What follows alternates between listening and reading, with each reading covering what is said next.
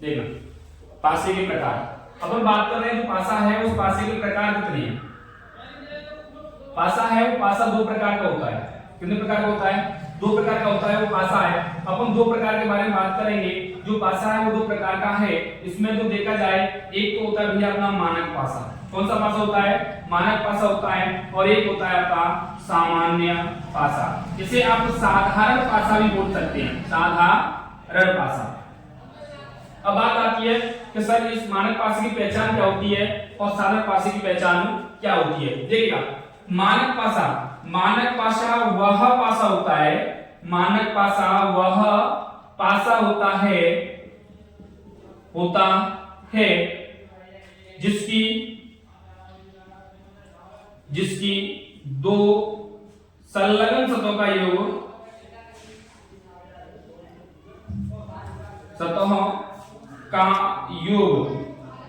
सात नहीं होता। देखना अपन क्या कह रहे हैं कि मानक पासा वह पासा होता है जिसकी दो संलग्न सतहों का योग सात नहीं होता है। जबकि सामान्य पासा होता है, जो सामान्य पासा है, सामान्य पासा वह पासा होता है जिसकी दो संलग्न सतहों का योग सात होता है। इसका मतलब विपरीत है कि सामान्य पासा वह पासा होता है जिसकी दो संलग्न सतहों का योग सात होता है, जिसकी दो संलग्न सतहों का योग सात होता है। वो कैसे? देखो एक हमारे पास एक पासा है, इसमें देखते हैं आप कि मानक पासा क्या है और आपका साधारण पासा कौन सा है। देखना मैंने कहा मानक पासा वह पासा होता है जिसकी दो संलग्न सतहों का योग सात नहीं होता। देखना जैसे 3 4 4 तो हो जाएगा 2 और 1, दो संलग्न सतह, संलग्न का तात्पर्य होता है एक दूसरे जॉइंट। जैसे 3 2 5, 2 और 1 3, 3 और 1 4, यानी इसका कहीं भी योग सात नहीं बैठा। 3 + 2 = 5, 2 + 1 = 3, 1 + 3 = 4। यहाँ किसी भी सतह का योग सात नहीं बैठा है, तो इसकी पहचान होती है कि भैया ये पासा कौन सा है, मानक पासा है। जबकि सामान्य पासा क्या है? सामान्य पासा वह पासा होता है जिसकी दो संलग्न सतहों का योग सात होता है। देखिएगा वो कैसे, जैसे मैंने कहा 5 2 और 3। अब देखो अपन यहां देखते हैं 2 + 3 = 5, 3 + 5 = 8 और 5 + 2 = 7। देखो यहाँ पर योग बैठा कितना? 7। तो यहाँ क्लियर होता है कि जो पासा है सामान्य पासे की पहचान हुई कि सामान्य पासा वह पासा होता है जिसकी दो संलग्न सतहों का योग सात होता है, और मानक पासा वह पासा होता है जिसकी दो संलग्न सतहों का योग सात नहीं होता। देखा यहाँ तो नहीं होता है और यहाँ पर क्या है? सात होता है।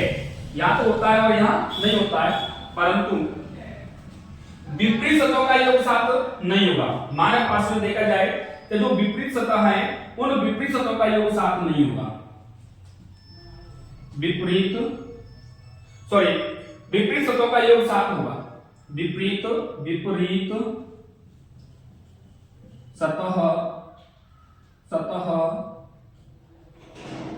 विपरीत सतह का योग सात होता है।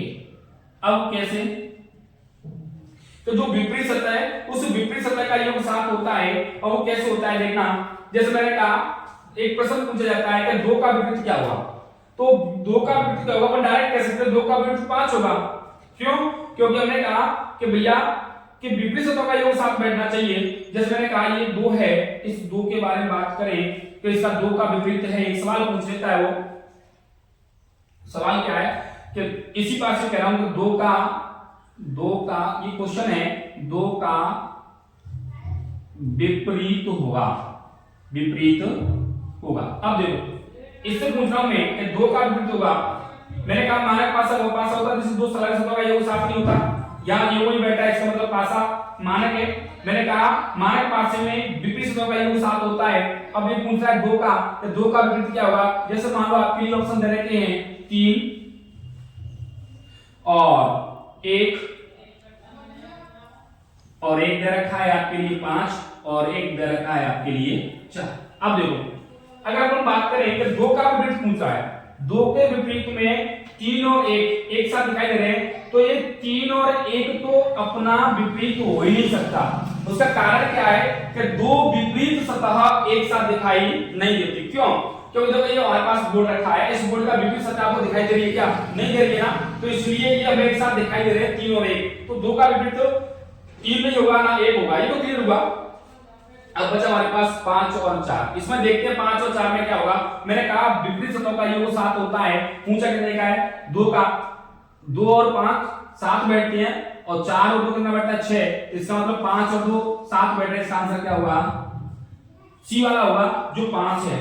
तो यहां से क्लियर होता है कि भाई विपरीत सतह का योग 7 होता है और यहां पर अपने पास आंसर क्या आया 5।